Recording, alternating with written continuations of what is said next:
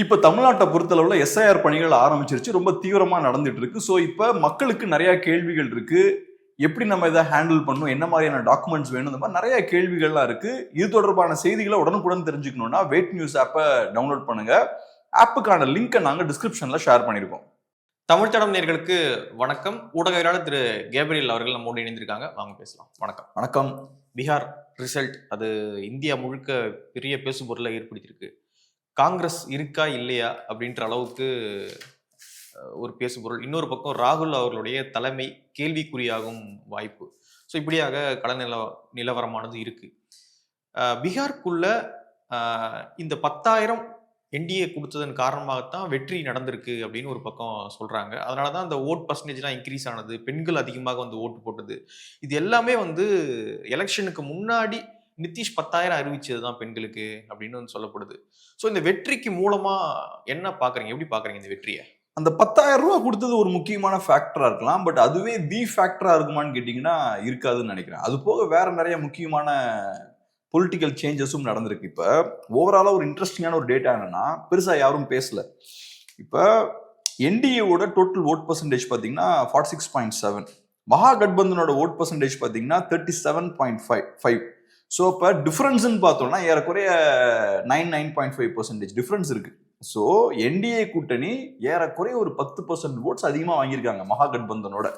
இதே இது நீங்க 2020 பார்த்தீங்கன்னா என்டிஏ 37.2% ஓட்ஸ் வாங்கியிருக்காங்க, மகாகட்பந்தன் 37.23% வாங்கியிருக்காங்க. ஸோ ஏறக்குறைய ரெண்டு பேருக்கும் பார்த்தோம்னா ஓட் ஷேர் ஒரே மாதிரி தான் இருக்கு.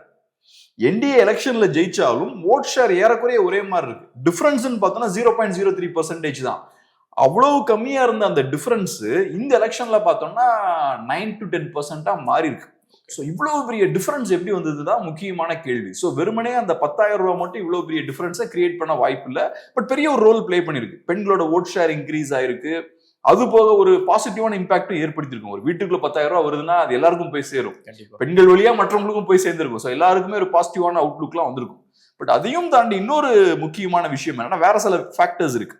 குறிப்பா நம்ம பிகே அவர்கள், ஜன்சுராஜ் பார்ட்டி, அவங்க 3.4% ஓட்ஸ் வாங்கியிருக்காங்க. எல்லாரும் அவங்கள கேலி பண்ணாங்க. நீங்க டெபாசிட் கூட வாங்கல, பேசின பேச்சு அப்படி இருந்தது, செயல்பாடு இவ்வளவு மோசமா இருக்கு அப்படின்லாம் கேலி பண்ணாலும் 3.4% ஓட்ஸ் வாங்கியிருக்காங்க. ஸோ அது எல்லாமே மோஸ்ட்லி பார்த்தீங்கன்னா மகாகட்பந்தன் குறுவியக்கூடிய வாக்குகள், அவங்க ஆட்சி செய்யக்கூடியவங்களை விமர்சிச்சு வாங்கின ஓட்ஸ் அது. ஸோ ஆன்டி இன்கம்பன்சி ஓட் இந்த சைடு அது ஷிஃப்ட் ஆயிருக்கு. அந்த வகையில பிகே பார்த்தோம்னா அந்த சைடு போகக்கூடிய ஓட்ஸ் அவர் உடைச்சிருக்காரு. இங்க நம்ம டிவிகே செய்ய முயற்சி செய்யற வேலையை அங்க பிகே பண்ணியிருக்காரு. அதே மாதிரி அசவுதீன் ஒவைசியோட கட்சி ஏஐஎம்ஐஎம், அந்த கட்சி பாருங்க 5 சீட் ஜெயிச்சிருக்காங்க. சில முஸ்லிம் டாமினன்ட் கான்ஸ்டிடுவன்சிஸ் இருக்கு, அங்கெல்லாம் அவங்க ஜெயிச்சிருக்காங்க. ஓவராலா 2% ஓட்ஸ் அவங்க வாங்கியிருக்காங்க. அவங்களோட ஓட் ஷேர் இன்க்ரீஸ் ஆயிருக்கு. போன எலெக்ஷன்ல பார்த்தோம்னா 1.2 1.4, இந்த எலெக்ஷன்ல அவங்க 2% ஓட்ஸ் வாங்கியிருக்காங்க. டோட்டலா 2 பேரும் சேர்த்து ஒரு 5% பிரிச்சிருக்காங்க. சாலிடா பிரிச்சிருக்காங்க. 5.4% இவங்க 2 பேரும் சேர்ந்து பிரிச்சிருக்காங்க. ஆனா ஓவராலா பாத்தீங்கன்னா 10% வருது இல்ல. இப்படி இருந்தாலுமே ஒண்ணும் பண்ணிருக்க முடியாது போலயே. அது வருவோம். குறிப்பா இப்ப அசவுதீன் ஓவைசி பார்த்தோம்னா பீகார்ல குறிப்பா ஆர்ஜேடிக்கு பெரிய ஒரு சிக்கலா இருக்கு. ஆர்ஜேடியை பொறுத்தளவுல அவங்களோட ஓட்ஸே பார்த்தோம்னா எம்ஒய் தான். எம்ஒய் ஃபார்முலா வச்சு தான் அவங்க ஓட்ஸ் வாங்கிட்டு இருக்காங்க. முஸ்லிம்ஸ் அப்புறம் யாதவ்ஸை டார்கெட் பண்ணி வாங்கிட்டு இருக்காங்க. இவங்க என்ன பண்றாங்க, அந்த இடத்துல கை வைக்கிறாங்க. ஸோ இப்ப ஆர்ஜேடி சரியா இல்ல, காங்கிரஸ் சரியா இல்ல, அதனால முஸ்லிம்ஸ்லாம் இங்க வாங்க. ஏன்னா முஸ்லிம்ஸ் அங்க இருக்காங்கன்ற போது இவங்க குறி வைக்கிறது முஸ்லிம்ஸை தான். ஸோ அப்ப இவங்க சரியா செயல்பட மாட்டேங்கிறாங்க, முஸ்லிம்ஸ்லாம் இங்க வாங்க அப்படின்றதான் ஓவைசியோட பொலிட்டிக்ஸா இருக்கு.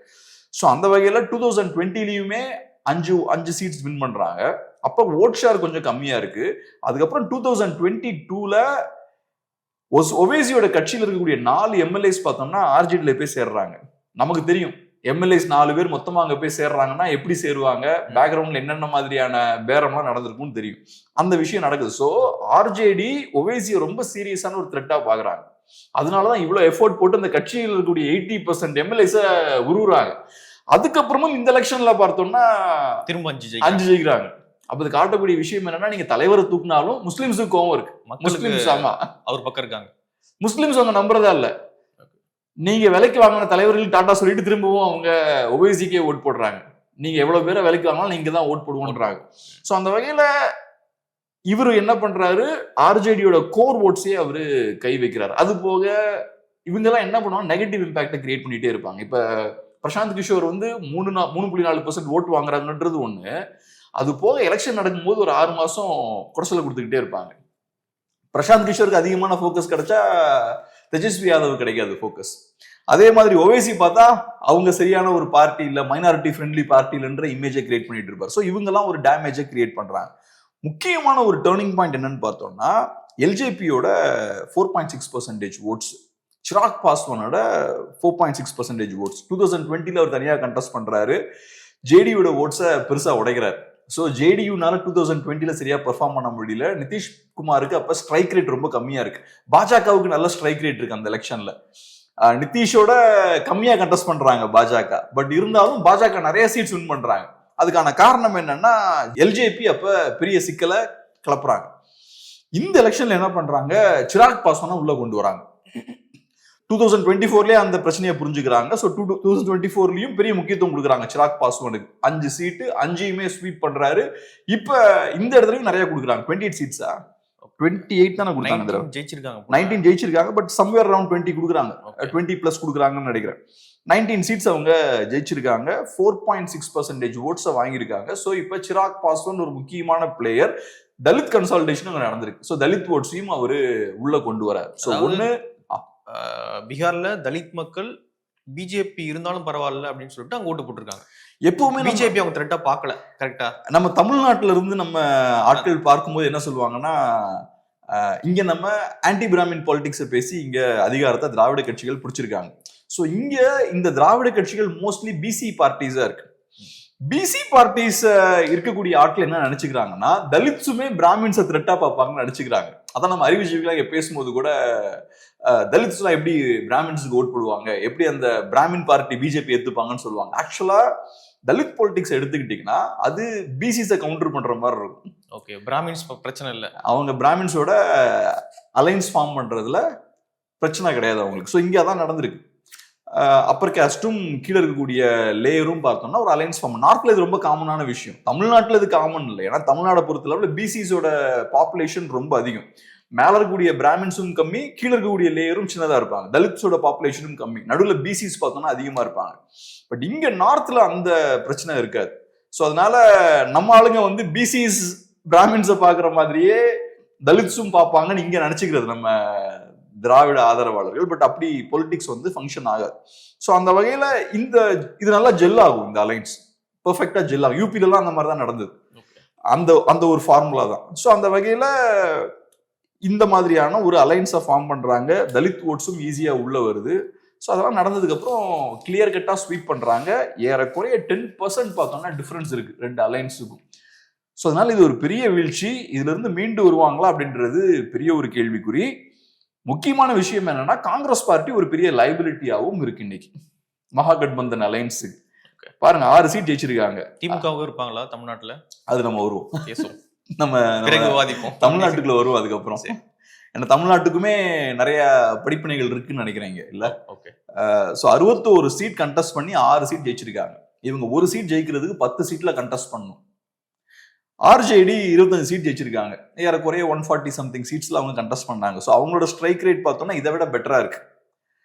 ஆனா காங்கிரஸ் பார்ட்டியோட ஸ்ட்ரைக் ரேட் ரொம்ப கம்மியா இருக்கு. சிபிஐஎம்எல்லோட ஸ்ட்ரைக் ரேட்டும் ரொம்ப கம்மியா இருக்கு.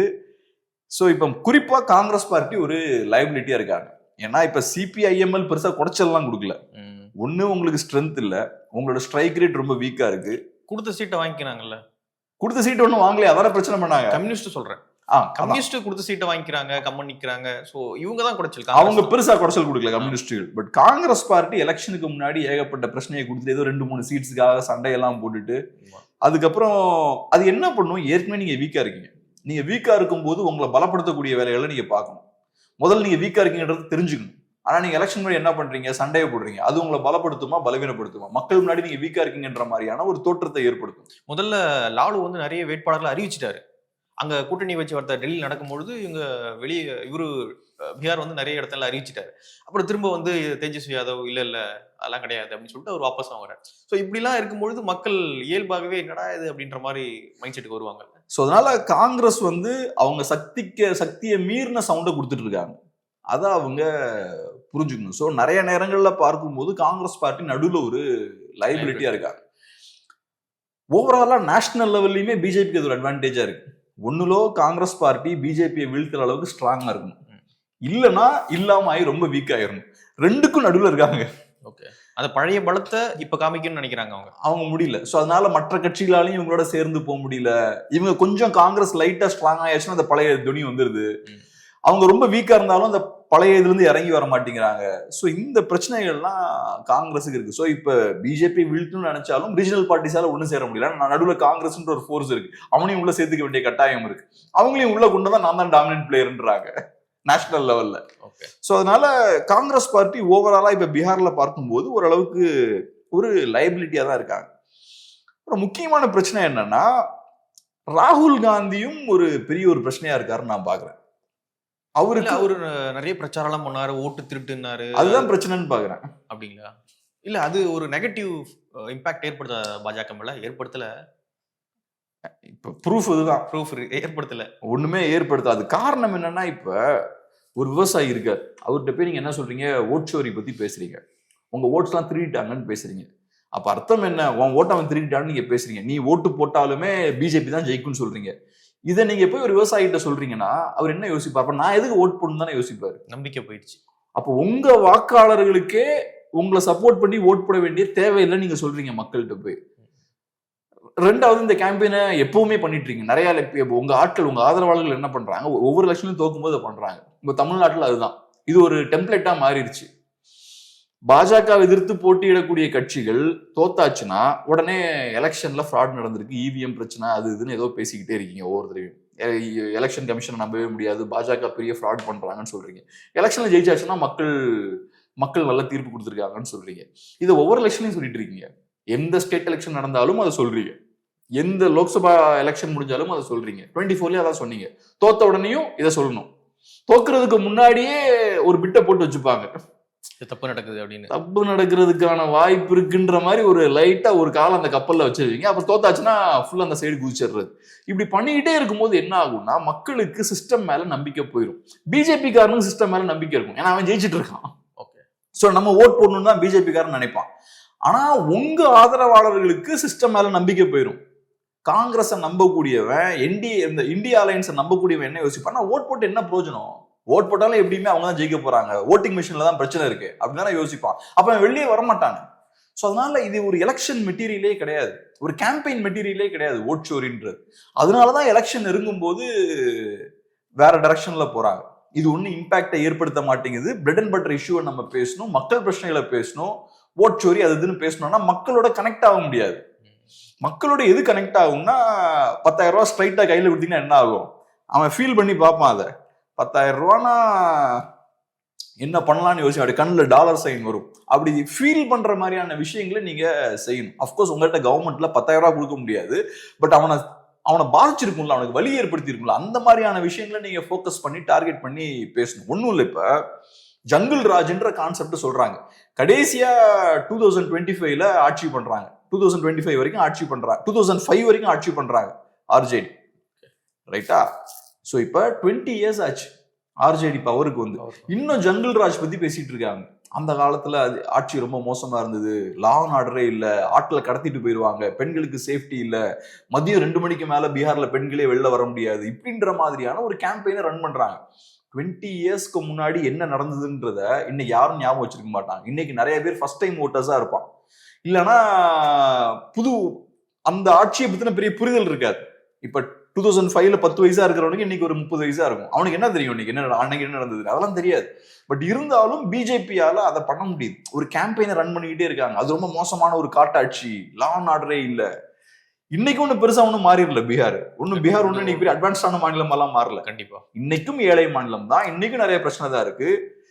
இந்த எலெக்ஷன் மாதிரி கூட அந்த ஒரு பெரிய ஒரு யாதவ் ரவுடி ஒருத்தரெல்லாம் என்கவுண்டர் ஏதோ போட்டான்னு தள்ளினாங்க, சிக்கல்லாம் வந்து. நீங்க இந்த மாதிரியான இஷ்யூஸை நீங்க எடுத்து பெருசா பண்ணிருக்கணும். நீங்க அந்த நரேட்டிவ் நீங்க கவுண்டர் பண்ணிருக்கணும். 20 இயர்ஸ் கழிச்சும் அவங்களால பண்ண முடியுது. 20 இயர்ஸா பவர்லயும் இருக்காங்க அவங்க, ஜேடியு பவர்லயும் இருக்காங்க. யாரும் நம்ம இவரு நிதிஷ் வந்து சிஎம்மா இருக்காரு. எவ்வளவு இஷ்யூஸ் இருக்கும், அதை உங்களால எடுத்து அந்த நரேட்டிவை மாற்ற முடியல. இன்னைக்கும் அந்த விஷயத்த அவங்க பேசிட்டு இருக்காங்க. ஸோ அதனால இவங்க அந்த அந்த மாதிரியான டிபார்ட்மெண்ட்ல தோத்துட்டாங்க. அதுக்கு முக்கியமான காரணம் பேச வேண்டியதை பேசாம தேவையில்லாம ஓட்சோரி எல்லாம் பத்தி பேசுறது. நீங்க ஓட்சோரியை பத்தி பேசுறீங்கனாலே உங்களுக்கு ஜெயிப்போன்ற கான்ஃபிடன்ஸ் இல்லைன்னு அர்த்தம். உங்களுக்கு ஜெயிப்போன்ற கான்ஃபிடன்ஸ் இல்லைன்னா மக்கள் அதை புரிஞ்சுப்பாங்க. ராகுல் காந்தி ஒரு நெகட்டிவ் ஃபோர்ஸ், அதான் பிரச்சனை, ஒரு டிஸ்ட்ரப்டிவ் ஃபோர்ஸ். அவர் இந்த பெரிய பெரிய பணக்கார குடும்பங்கள்ல 4-5 ஜென்ரேஷன் போச்சுன்னா சில கோளாறுகள் அங்க நடுவில் வருவாங்க. அந்த மாதிரியான ஒரு கேரக்டர், ஒரு டிஸ்ட்ரப்டிவான ஃபோர்ஸ் அது. அதான் எலெக்ஷன் நடக்கும் பொழுதும் ரிசல்ட் வரும் பொழுதும் அந்த ஃபேமிலியே இந்தியாவில் இல்லை, அவங்க ஏதோ யூரோப்லயோ இட்டாலியில எங்கேயோ இருக்காங்க அப்படிலாம் நேற்று செய்தியாளர்கள் பேசிட்டு இருந்தாங்க. கரெக்ட்.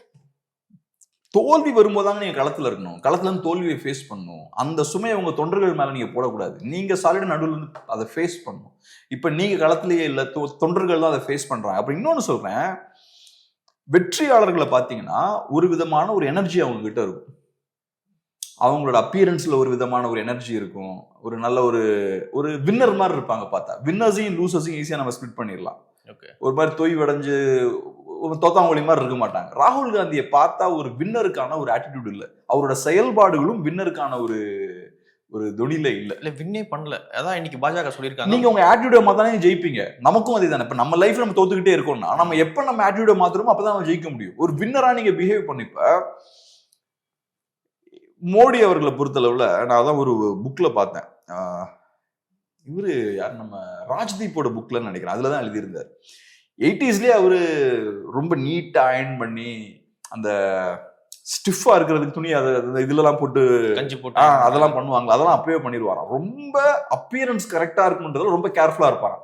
இன்னைக்கு நம்ம கேலி பண்றோம்ல, அவர் எக்ஸ்பென்சிவான சூட் போடுறாரு, ஒரு நாள் போட்ட ட்ரெஸ் இன்னொரு நாள் போட மாட்டாருமா சொல்றாரு. இந்த ஆட்டிடியூட் வந்து அந்த காலத்திலேயே அவருக்கு இருந்திருக்கு, பெரிய பவருக்கு வர்றதுக்கு முன்னாடியே. ஸோ அந்த நீங்க ஒரு மன்னர் இல்லையா, ஒரு நாட்டை ஆளணும்னா ஏறக்குறைய ஒரு மன்னர் மாதிரியான ஒரு பொசிஷன். அந்த இடத்துல நீங்க உங்களை பொசிஷன் பண்ணிக்கணும்னா நீங்க ஒரு போராளியா இருக்கக்கூடாது. நீங்க ஒரு லீடருக்கான ஒரு ஸ்டேச்சரை நீங்க பில்ட் பண்ணணும். நீங்களும் ஒரு லீடர் மாதிரி பிஹேவ் பண்ணணும். ஒரு தாடியை வளர்த்துக்கிட்டு ஒரு டிஷர்ட்டையும் மாட்டிக்கிட்டு. இது வந்து ஒரு பணக்கார வீட்டு பையனோட ஃபேண்டசி. ஏன்னா அவன் மேல்தட்டு அந்த வாழ்க்கையை பார்த்திருப்பான். ஸோ அவனுக்கு மக்களோட புலங்கணும்னு ஒரு ஆசை இருக்கும், ஒரு ஏக்கம் இருக்கும். நீங்க அதை வாழ்ந்துட்டு இருக்கீங்க, அதுங்க கிடையாது. நீங்க என்ன குட்டிக்கரணம் அடிச்சாலும் அந்த கேம் ஆடி உங்களால மோடியை தோக்கடிக்க முடியாது. மக்கள் உங்களை விட மோடி தான் எடுத்துப்பாங்க. ஏன்னா மோடி சாதாரண இடத்துல வந்தாள், அவர் இன்னும் பெட்டரா கனெக்ட் ஆயிடுவார். மோடி நீங்க அதை போய் நடிக்கணும், அவர் இயல்பாது வந்துரும். $2000 சூட் போட்டாலும் மோடி அங்க உங்களை தூக்கி போட்டுருவாரு. ஸோ நீங்க என்ன பண்ணணும்னா உங்களை ஒரு பெரிய ஒரு லீடரா ப்ரொஜெக்ட் பண்ணணும்.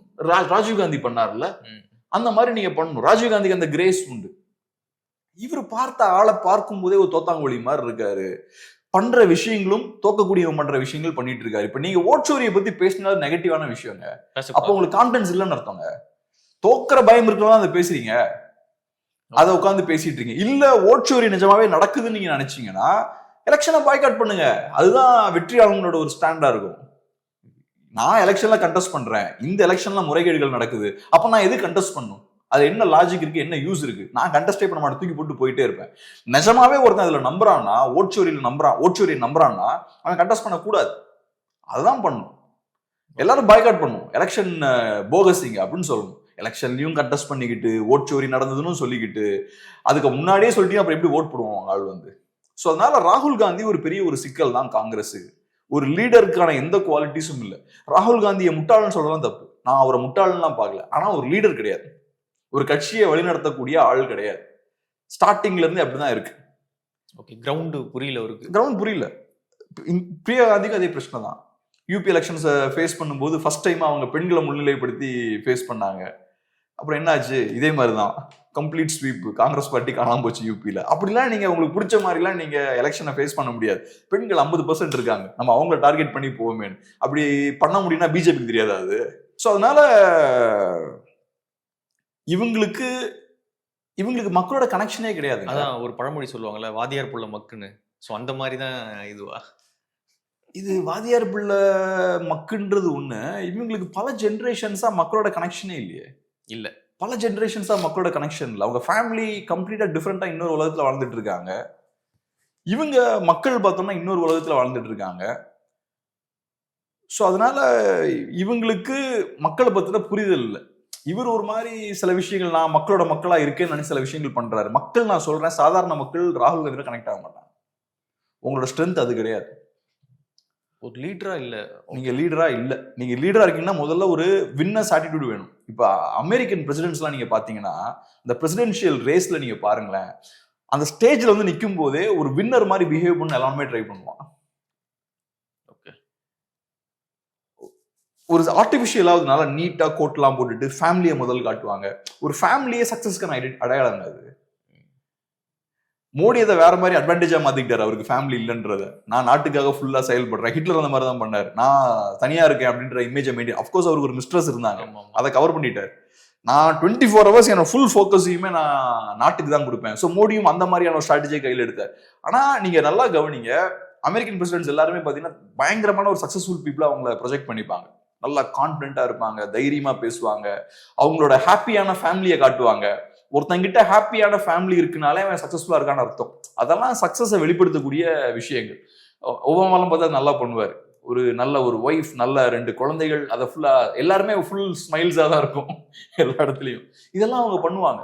மக்களுக்கு ஒரு பாசிட்டிவான வைப் ஏற்படும். ஸோ அதெல்லாம் இல்லாம இந்த மாதிரி ஆளும் பார்த்தா ஒரு மாதிரி தாடிலாம் வளர்த்துட்டு சொங்கி போய் டயர்டா, அப்புறம் பண்ற விஷயமும் எல்லாமே நெகட்டிவா இருக்கு, பாசிட்டிவான விஷயங்களே இல்லை. அப்புறம் கட்சியை நீங்க கொண்டு போகவே முடியாது. உங்க கட்சியில் இருக்கக்கூடிய அந்த வயசான ஆட்கள்லாம் ரொம்ப புத்திசாலிங்க, அவங்களுக்கு தெரியும். அதனால அவங்க பெருசா எதுவும் இறங்குறது இல்லை, சைலண்டா உட்காந்து வேடிக்கை பாக்குறது, ஏதோ நடந்துட்டு இருக்கு நம்ம பார்த்துட்டு இருப்போம். இது நமக்கான இடம் இல்லை. ஆமா, நம்ம எதுக்கு நம்ம டயர்ட் ஆயிட்டு நம்ம உட்காந்து வேடிக்கை பார்த்துட்டு இருக்காங்க. ஸோ அதனால இந்த எலெக்ஷனை வச்சு பார்க்கும்போது காங்கிரஸ் பார்ட்டி பெரிய ஒரு லயபிலிட்டி பீகார்ல. அடுத்த கேள்விக்குள்ள போறதுக்கு முன்னாடி, இப்ப தமிழ்நாட்டை பொறுத்தளவுல எஸ்ஐஆர் பணிகள் ரொம்ப தீவிரமா நடந்துட்டு இருக்கு. ஸோ மக்களுக்கும் எஸ்ஐஆர் குறித்து நிறைய கேள்விகளும் இருக்கும். ஸோ எஸ்ஐஆர் குறித்த செய்திகளை உடனுக்குடன் தெரிஞ்சுக்கணும்னா வேட் நியூஸ் ஆப்பை டவுன்லோட் பண்ணுங்க. ஆப்புக்கான லிங்கை நாங்க டிஸ்கிரிப்ஷன்ல ஷேர் பண்ணியிருக்கோம். ஓகே, அப்படியே எங்க வருவோம். தமிழ்நாடு எலெக்ஷனுக்கு இது ஒரு பாடமா அப்படின்ற ஒரு இதுவும் இருக்கு இல்லையா? ஸோ பெண்களை ஃபோக்கஸ் பண்ணி அந்த 10,000 கொடுத்து ஒர்க் ஆயிருக்கு. சரி, ஓகே, நம்மளும் அதை பண்ணுவோம் அப்படின்ட்டு வர பொங்கலுக்கு ஏதாவது திமுக இங்க பண்ண வாய்ப்புகள் இருக்குமா? அப்படி பெண்களை திரும்ப ஃபோக்கஸ் பண்ணும்பொழுது இவங்களும் திமுகவும் பெண்களை தான் ஃபோக்கஸ் பண்றாங்க. 1000 ரூபா கொடுக்குறாங்க, இலவச பயண பேருந்து சொல்றாங்க. ஸோ இதெல்லாம் பண்ணும்பொழுது இங்க அது ஓட்டாக மாறுமா? திமுக அது பெனிஃபிட்டா இருக்குமா? இங்க காங்கிரஸ் லைபிலிட்டியா இருக்குமா? எப்படி பாக்குறீங்க அந்த எலெக்ஷன்? இங்கேயும் பார்த்தோம்னா இப்ப 2 விஷயம் இருக்கு. இலவசங்களை மகாகட்பந்தனும் ப்ராமிஸ் பண்றாங்க, பிஜேபியும் ப்ராமிஸ் பண்றாங்க. ஆனா மகாகட்பந்தன் ப்ராமிஸ் பண்ண இலவசங்களை மக்கள் ஏற்க மறுக்கிறாங்க. அதுக்கு நான் ஒரு காரணம் என்னவா பாக்குறேன்னா, 20 years அவங்க பவர்லயே இல்லை.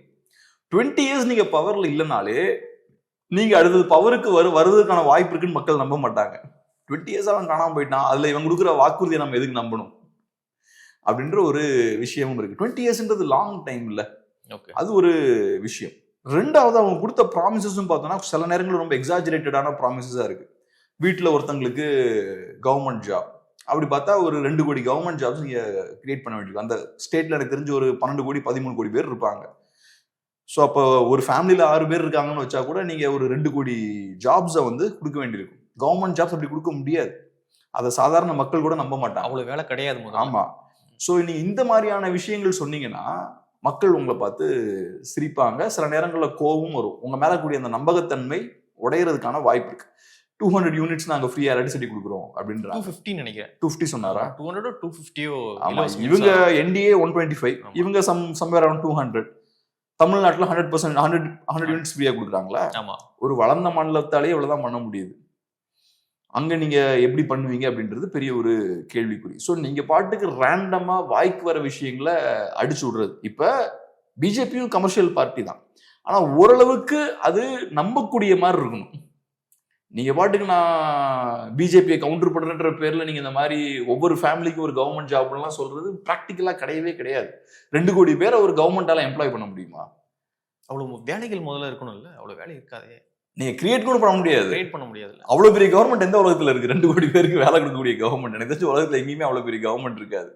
ஸோ மக்கள் இப்படிலாம் நீங்க பண்ணும்போது மக்கள் கிட்ட நீங்க அந்த நம்பகத்தன்மையை இழக்கிறீங்க. பிஜேபியை பொறுத்தளவு அவங்க கொடுக்கக்கூடிய இந்த 10,000 ரூபா இருக்கு பாருங்க, அவங்க கொடுத்துட்டாங்க. ஆனா அது எனக்கு தெரிஞ்ச மிகப்பெரிய தவறு. ஃப்ரீயா இவ்வளவு பெரிய அமௌண்ட்டை கையில கொடுக்க கூடாது. பிஜேபி இன்னைக்கு 10,000 ரூபா கொடுத்து இன்னைக்கு பவருக்கு வந்துட்டாங்க, ஆனா நாளைக்கு இது பிரச்சனை ஆகும்.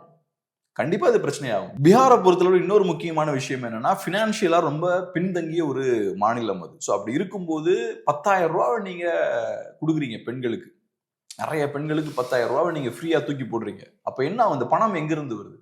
ஸோ கவர்மெண்ட்டுக்கு எப்படி கண்டினியூஸா அந்த மாதிரி பணம் கொடுக்க முடியும்? ஸோ பீகார் பெரிய அளவில் சென்ட்ரல் கவர்மெண்ட் நம்பி இருக்கக்கூடிய ஒரு ஸ்டேட். தமிழ்நாடு மாதிரியான ஸ்டேட் பார்த்தோம்னா ஒன்று அட்வான்ஸ்டான ஸ்டேட்டு, ரெண்டாவது ஸ்டேட் கவர்மெண்ட் ரெவன்யூவே பார்த்தோம்னா பெரிய லெவலில் இருக்கும். 75% வரைக்கும் ஸ்டேட் கவர்மெண்டோட ரெவன்யூ இங்கிருந்து வருது நமக்கு.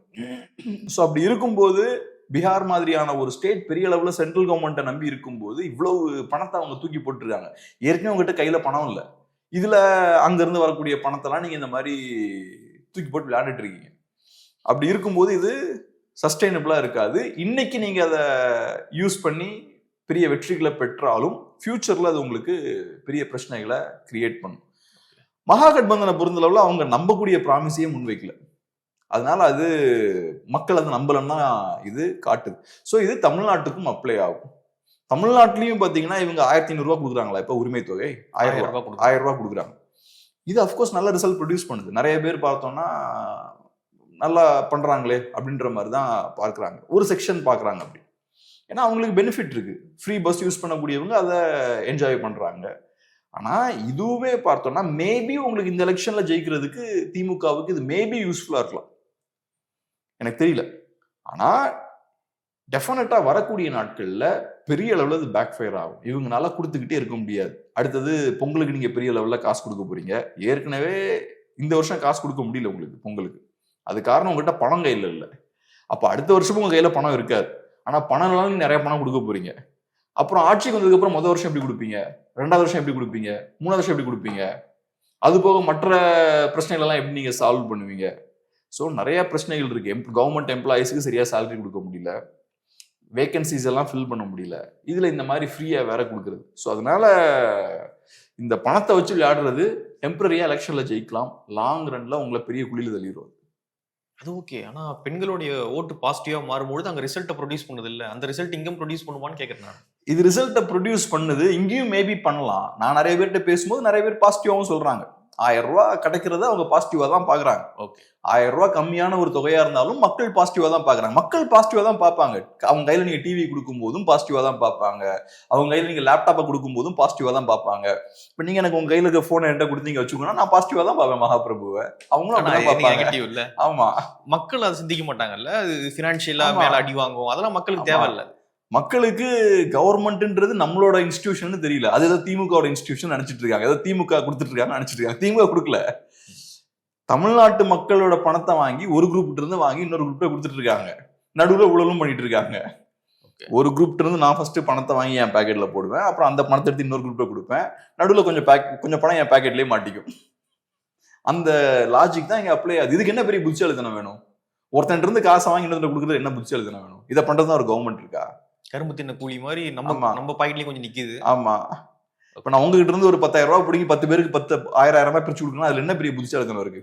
அந்த 10 பேரையும் படிக்க வச்சு அவங்களுக்கு வேலையை கிரியேட் பண்ணி கொடுத்து அவங்க ஒரு இடத்துக்கு நான் கொண்டு வரேன்னா அது பெரிய விஷயம். அதை பண்ணாம இப்படி எல்லாத்தையும் ஃப்ரீயா எல்லாத்தையும் கொடுத்துட்டு இருக்கிறதுல பெரிய புத்திசாலித்தனம் கிடையாது. அதுதான் பண்ணிட்டு இருக்காங்க.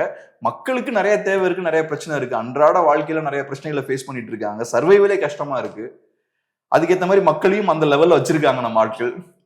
ஸோ அதனால ஓட்ஸ் தான் மேபி கன்வெர்ட் ஆகலாம், சஸ்டைனபிள் கிடையாது. நீங்க இப்படி காசை கொடுத்து ஓட்டு வாங்குறது சஸ்டைனபிள் கிடையாது.